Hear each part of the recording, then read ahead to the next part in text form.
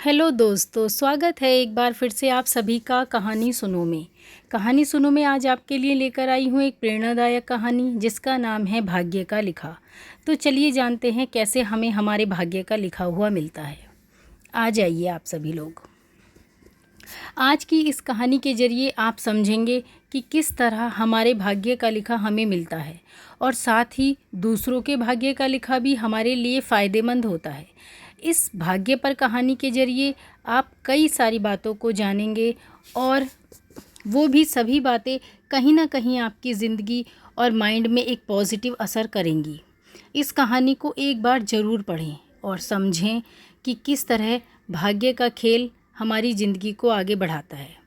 तो चलिए आइए समझते हैं इस कहानी के माध्यम से। बहुत समय पहले की बात है। एक गांव के मंदिर में एक पुजारी था।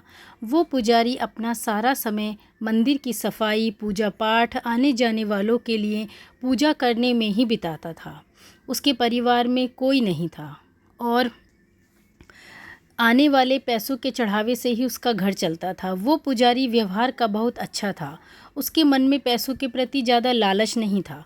मंदिर में जब भी ज़्यादा चढ़ावा होता तो वो उनसे दूसरे लोगों की मदद करता था। पुजारी मन ही मन ये भी सोचता था कि मंदिर में चढ़ावे से थोड़ा बहुत बचत भी होती तो भविष्य के लिए अच्छा हो जाता। लेकिन गांव का मंदिर था तो वहाँ लोगों का आना जाना कम ही होता था। मुश्किल से दिन भर में 5 से 6 पैसों का चढ़ावा ही हो पाता, जिसमें से पुजारी अपने दिन भर की ज़रूरतों को पूरा करने के बाद सिर्फ 2 पैसे ही बचा पाता। और जब कभी चढ़ावा ज़्यादा होता तो पुजारी के पास कोई न कोई ऐसा व्यक्ति आ जाता जिसे मदद की ज़रूरत होती और पुजारी उसे मना भी नहीं कर पाता। बहुत समय बीत गया लेकिन पुजारी पूरे दिन 2 पैसों से ज़्यादा बचत कर ही नहीं पाता। वो हमेशा भगवान से यही प्रार्थना करता कि भगवान कुछ तो ऐसा करो कि मैं 2 पैसों से ज़्यादा की बचत कर पाऊँ। भगवान से प्रार्थना करके पुजारी रोज़ की तरह अपने काम में लग जाता। कुछ समय बाद पुजारी की शादी हो गई। घर में अब 2 लोग हो गए और खर्चा चलाने के लिए ज़्यादा पैसों की ज़रूरत पड़ने लगी। फिर पुजारी की शादी होने के बाद मंदिर में लोगों का आना जाना बढ़ने लगा, जिसकी वजह से चढ़ावा भी ज़्यादा होता और अब पुजारी अपने घर के खर्चे पूरे करने के बाद 10 पैसे रोज़ के बचाने लगा। धीरे धीरे पुजारी के पास ज़्यादा पैसे हो गए। कुछ पैसों से उसने अपने घर की मरम्मत की और कुछ पैसों को भविष्य के लिए बचा लिया। कुछ समय बाद पुजारी की संतान हुई और अब वो 2 से 3 हो गए। पुजारी की संतान होने के बाद अब पुजारी ने देखा कि वो अपनी दिन भर की ज़रूरतों को पूरा करने के बाद 15 पैसे बचा लेता है। धीरे धीरे बच्चा बड़ा हुआ और स्कूल जाने लगा। अपनी बचत के पैसों से पुजारी अपने बच्चे की पढ़ाई का खर्चा चलाता था।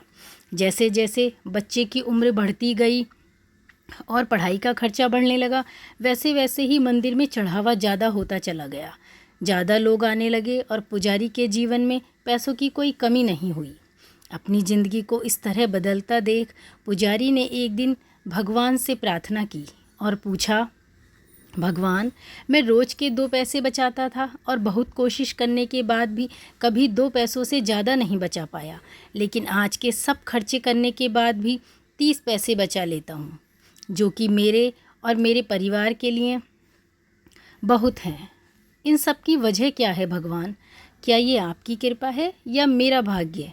ऐसा कहकर पुजारी अपने रोज़ के कामों में लग गया। रात हुई और जिस समय पुजारी गहरी नींद में था उसी समय भगवान ने उसके सपनों में आए और बोले, भक्त, ना तुम्हारा भाग्य बदला है और ना ही मैंने कोई कृपा की है।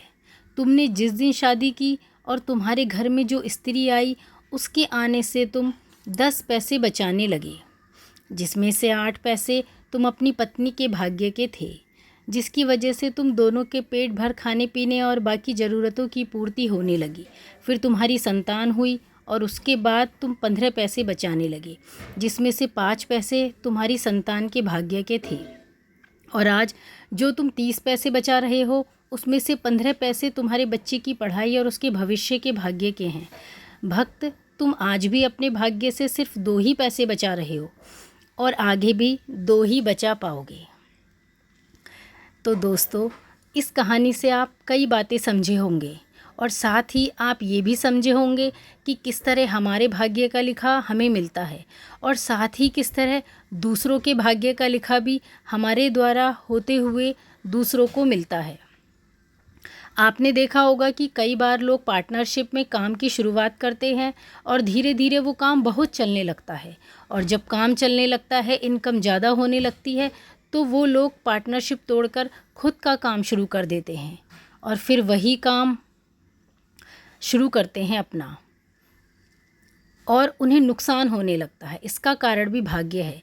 कई बार ऐसा होता है कि दूसरों के अच्छे भाग्य की वजह से हमारा भाग्य भी अच्छा होने लगता है, लेकिन हम इस बात को नहीं समझ पाते और ज़्यादातर लोग ऐसी बातों को मानते भी नहीं हैं। कई बार हमारा भाग्य हमारे दोस्त, हमारे पार्टनर, हमारे परिवार के लोगों के भाग्य से जुड़ा होता है और जब तक हम उनके साथ होते हैं तब तक हमारे सभी काम बनते रहते हैं और सब कुछ अच्छा होता है और जब हम उनसे दूर होते हैं तो हमारे साथ चीज़ें ज़्यादा अच्छी नहीं होती। दोस्तों, जिस तरह किसी के अच्छे भाग्य की चीज़ें हमारा अच्छा करती हैं, उसी तरह इसका उल्टा भी होता है और किसी के बुरे भाग्य की वजह से हमारा भी बुरा होने लगता है। यही भाग्य का खेल है जो सारी ज़िंदगी हमारे साथ चलता रहता है। अगर आप ऐसी बातों को नहीं मानते और भाग्य पर विश्वास नहीं करते तो इस कहानी को अच्छे से 2 से 3 बार पढ़ें और अपने मन में सोचें कि क्या सच में ऐसा होता है? क्या आज तक आपके साथ ऐसा हुआ है जिसमें किसी और की वजह से आपको फ़ायदा हुआ या फिर आपके परिवार में किसी सदस्य के बढ़ने से आपके काम कारोबार में कोई उन्नति हुई हो और कुछ बेहतर हुआ हो? इन सवालों के जवाब जब आप खुद को देंगे तो इस कहानी से मिलने वाली सीख को आप बेहतर तरीके से समझ जाएंगे। धन्यवाद दोस्तों। अगर हमारी कहानी अच्छी लगी हो तो इसे लाइक और शेयर अवश्य करें।